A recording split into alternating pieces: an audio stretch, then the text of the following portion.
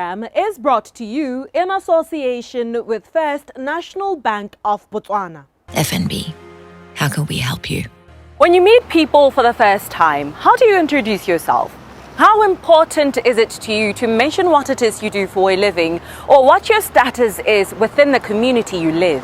Sadly, when these titles are stripped away, a lot of people do not know who they are anymore or how to identify themselves. The truth is, having a lack of identity outside of the superficial work positions, community status, or our possessions is far more common than you'd think and can be categorized as a warped sense of self.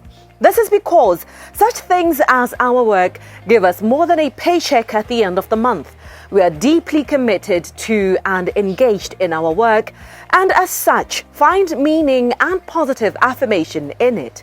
It is easy to fall into this endless abyss as the average person spends a third of their lifetime at work. While this is good for a number of reasons, including attractive bottom lines for our employers and keeping up with the demands of everyday life, it is not such a great thing for us as people outside of our workplaces. This is why it has been shown that a large chunk of people who've stopped working are depressed because without their work, they feel they have lost that sense of identity. How then can we build who we are, divorced from what we do, our material positions and community statuses? We're joined here by Keletso Motsage and Kutlwano Muthudi, who are both psychotherapists. On Zoom meetings is life coach Robert Burale, who joins us from Kenya. Why do people tie who they are to what it is that they do for a living, to their material possessions and, to their community statuses? I think it goes back to the society that we live in. Growing up, you could see aunts and uncles who are in a higher social status being more respected, being treated more with human decency as compared to those who could be unemployed, right? So from there, we now kind of instill that kind of belief that, for me to be respected and to be treated with human decency, I need to have a high social standing. And what I can do, how I can attain that is through the job that I work at. So when we lose that job, you will find that most people are subjected to that kind of mistreatment, or that kind of disrespect or even abuse that they experience at home. So then that will then kind of instill that belief or confirm that belief that without that job, without that social standing, then they are worthless. You'll find that people do that because of the amount of time and effort that they put into creating a successful career or getting to that point of social standing where they have arrived at. So you'll find that it becomes, they hyper-focus on that to the point where now they lose themselves or lose the identity outside of the focus that they have zoned in on. So it's very important for people to realize that your position or social standing can change. The pandemic has taught us that. So it's important to think beyond that. Who are you outside of your job, outside of your social standing? Thinking about the connections that you have, your family members, the quality of your character and your personality. That is actually a sign of lack of identity. You understand what I'm saying? Yeah. When you say, like I say, I'm a CEO of the RB company. That's not who I am. That's what I do. Yeah. And remember this, many people are bank managers and they say, oh, my name is Mr. Philip and I'm the CEO of such and such a bank. But guess what, my dear? Tomorrow you can be fired. Your email will be blocked. Your desk will be taken by somebody else. Some time ago, a couple of years ago, I met a former member of parliament in Kenya, and he looked beaten, he looked haggard. It means that his identity was in his position. Every time you put your identity in your position, then you are like a man whose right leg is on a banana peel and left leg is on a slippery floor. You don't have grounds to stand on. So your identity is an inborn thing because your identity was put in you even before you're born. So these other things are just playing or dancing to the tune of who you are. Now, if you take my position away, I don't cease to be Robert Burale. I don't cease to be the leadership coach. I don't cease to be the mentor.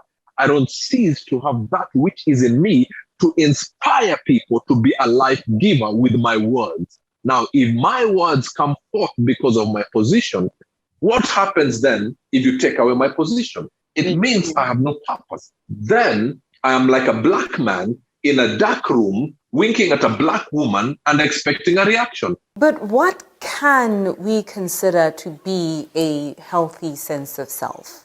A healthy sense of self really boils down to your values, your morals, your ideal, connecting to your true character and your personality. So those things involve being in tune with yourself emotionally, being self-aware, ensuring that you connect with the people that are around you, the relationships that you have, and functioning in the different roles that are present in your life, whether you are a wife, a husband, a mother, a father, ensuring that you connect to those different parts of yourself. Anybody needs to right now go look at themselves in the mirror, look at the good, look at the bad, and look at the ugly, all right? Because none of us is perfect. Then start amplifying the good that is in us. What am I saying? Have an introspection, have a self-surgery. Okay, fine, these are my strong points. If you, for example, you're a good speaker, it means that was put in you, so your identity is in your gifting and in your strong points. So now start building on your strong points and start starving what you call your weak points are. Now, identity is not in a classroom. It is an inside job. Look at yourself. What are your fears? What are your strengths? Everything on the outside should just dance to your tune. So I would suggest to everybody who is listening and reading is that have a meeting with yourself and say, okay, fine, 1, 2, 3, 4, 5, and a very honest meeting, because you can never lie to yourself. And say, these are my strong points. So your identity are built within your strong points, and then you do not become comfortable in your identity because you also have some thorn in the flesh. So the weaknesses are there to put you in check, to make sure that you do not lose your strong points, because if you lose your strong points and then you disappear, we don't know who you really are. In Africa, help is what we do. That is why we at FNB are relentlessly driven to provide real help to you, the passionate and courageous, the creators and the optimists. These are the entrepreneurs we support, the communities we uplift. It is because of you that real help is what we do. FNB, how can we help you?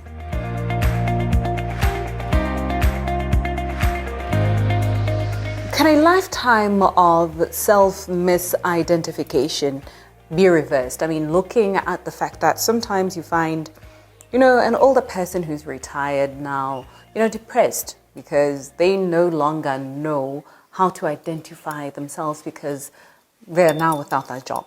Absolutely. One, go into prayer. God will always take you back to where you're supposed to be. And number two, talk to people like us. Life coaches like us. I'm a life coach. And there are many life coaches around the world. And let a life coach help you bring you back to that line. And yes, can you do it at 50? Can you do it at 60? It's never, ever too late. I have a client who is 68. And guess what? He has just discovered for 68 years, he did it all wrong. But there's something that excites me now. He feels fulfilled. He was telling me yesterday. And guess what, Robert? This is the beginning of the rest of my life.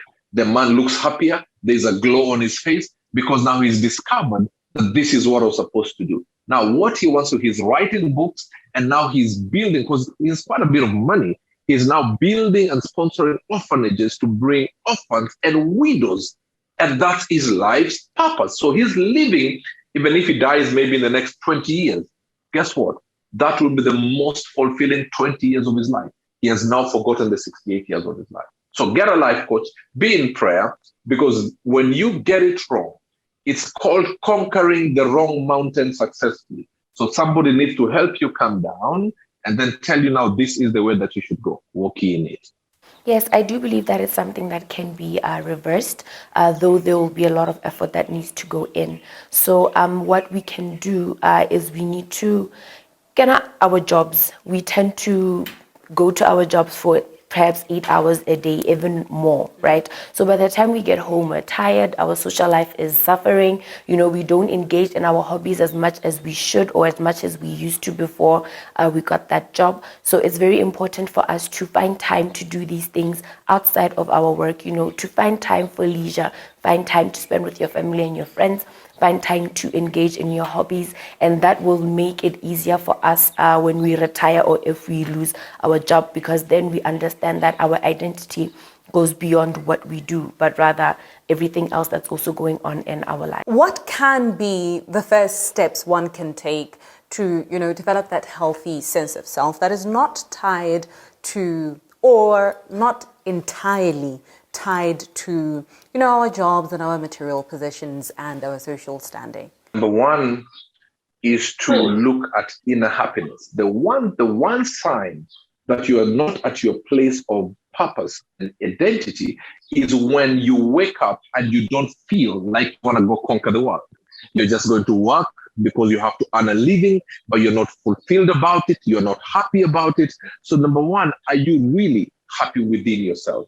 Or are you just doing things for the sake of doing things because you must pay bills? You must build this career because there's a pressure from the dad and the mom that, I took you to medical school. I want you to be called Dr. So-and-so, please carry the family legacy. But are you doing things for other people? Number two, if you see and realize you're doing things for other people and not for yourself, then you are not in your place of fulfillment, which means identity and purpose is very far away from you. So shut the world and ask yourself, what can I do for me? You've got to be very selfish, and selfish in a respectful way, that I want to do things for myself, not for the presence of other people. What makes Robert happy? What gives me fulfillment? Because guess what? You and I and everybody else watching is one day closer to our death. Guess what? As I'm speaking, there's somebody who is 40 breaths away from their death. And as I've just finished that statement, it has gone down to 20 breaths and they're about to die. Somebody is about to die in the next 2 seconds. So do things that, I want to do things for me. I can do bad by myself.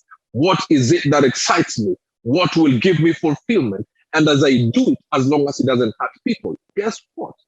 A mango tree is at its best when it's a mango tree. So everybody who likes a mango will come and pluck a mango and enjoy the fruit. So you must first enjoy and know who you are for other people to enjoy the fruit that is you. If you do it for other people, you'll be like a mango tree, but trying to give out orange juice. So find you first and let people pluck the fruit that is you. So shut your mind from other people. Stop doing things for your parents. Stop doing things for your husband or your wife or the girl that you want or the boy that you want. Do things for yourself. And if you're happy, everybody around you will be happy.